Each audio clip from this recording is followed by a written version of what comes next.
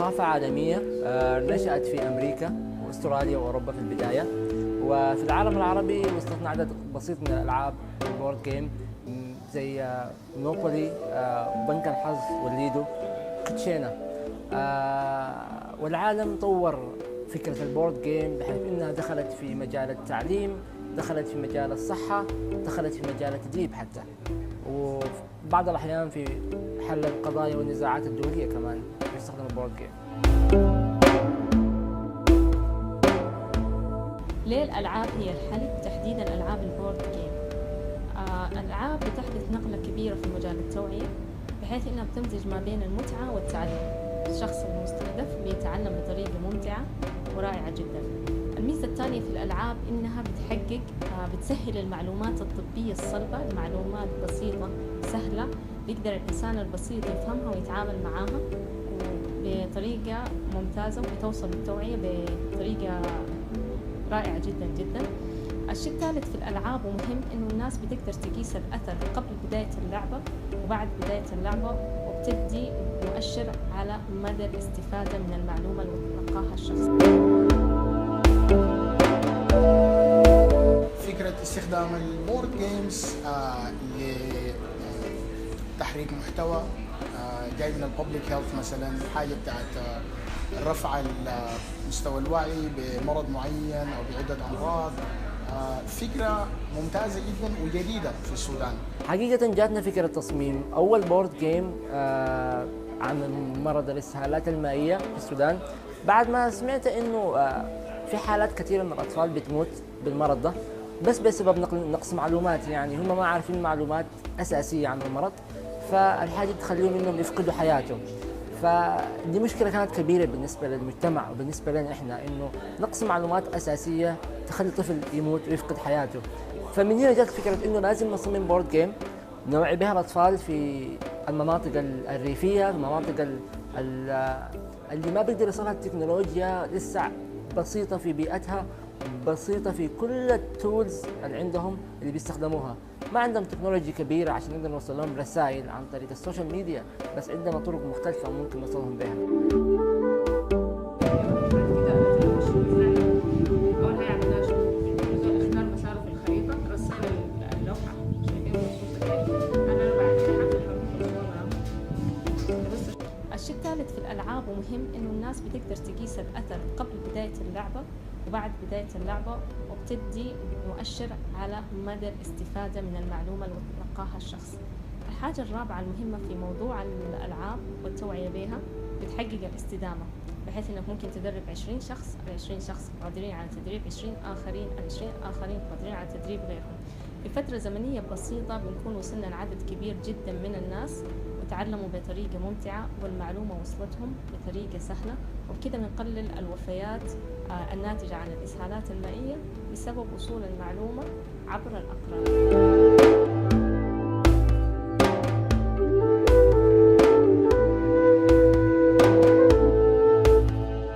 اللعبة جات عشان تغير المفهوم القديم للتوعية، سواء كانت أيا كان الأسلوب حق التوعية. فالأساليب القديمة في التوعية حقيقة ما كانت بتأدي الأداء المناسب، وما كان عندها أثر على المجتمع بطريقة واضحة، بحيث إنه المرض قاعد ينتشر يعني. فأكيد الأساليب القديمة ما كانت فعالة بالشكل الكافي. عشان كده فكرنا إنه إحنا نعمل بورد جيم عشان نحارب أو نوقف أو نوعي الناس من المرض بطريقة مختلفة، بطريقة جديدة، بطريقة حتى فيها استدامة، بطريقة الناس يقدروا يحبوها. والمدخل هو الألعاب، كلنا عارفين الأطفال بيحبوا الألعاب ما بيرفضوها، فهو كان مدخل سهل بالنسبة لنا إنه إحنا ندخل له. يوم كربان وجاهم إسهالات مائية لكن يتعالج منه، فقام كتب لنا القصة دي عشان إحنا نستفيد منها. تمام؟ رجع القصة دي مكانها.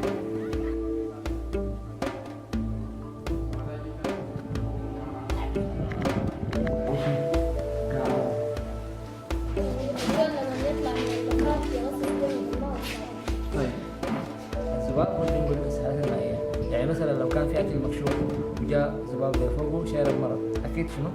هيبقى مرض في الأكل، فأنت لو أكلت الأكل ده هيجيك المرض على طول. طيب تمام. يلا في حاجة ثانية مهمة شديد بتنقل مرض الإسهالات المائية، الفئات العمرية اللي تم مستهدفاها اللعبة من عمر 10 إلى 60 سنة. الجميع بيقدر يكون يلعب اللعبة في العمر ده. اخترنا شريحة الأطفال لأن الشريحة الأكبر في منطقة جنوب كردفان والشريحة اللي كان لها النصيب الأكبر من المرض، فهم كانوا في البداية المستهدفين باللعبة. المميز في اللعبة اللي تم تصميمها للتوعية بالإسهالات المائية ما بتحتاج لشخص يقرأ ويكتب بشكل ممتاز. الجميع بيقدر يلعب اللعبة سواء متعلمين أو غير متعلمين. التقنيات المستخدمة فيها سهلة ومبسطة جدا جدا.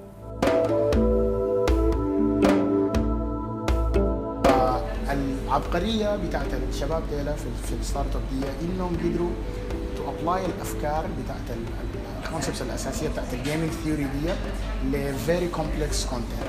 وافتكر الفكره دي قدام ممكن تمشي يعني لحتات بعيده جدا جدا، ممكن تو سكيل بسهوله شديده جدا جدا، لانه ممكن تشيل اي محتوى تعمله في شكل جيم بشكل فعال. يعني تجربتهم لحد الان تجربه مميزه، يعني من اميز الستارت ابس الموجوده في امباكت هاب هي ستارت اب اللي بتعمل البورد جيمز دي. برضه احنا من الحاجات الفعاله جدا اللي انا شفتها، انا متابع معاهم الشغل اللي شغالين عليه، انه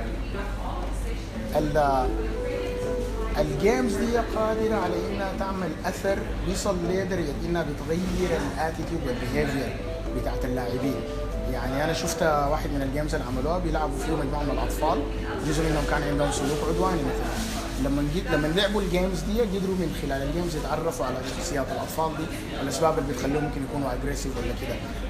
قدروا يدوا البيرنتس بتاع الاطفال دي تيبس كده معينه، قدروا يتعاملوا مع اطفالهم بشكل احسن.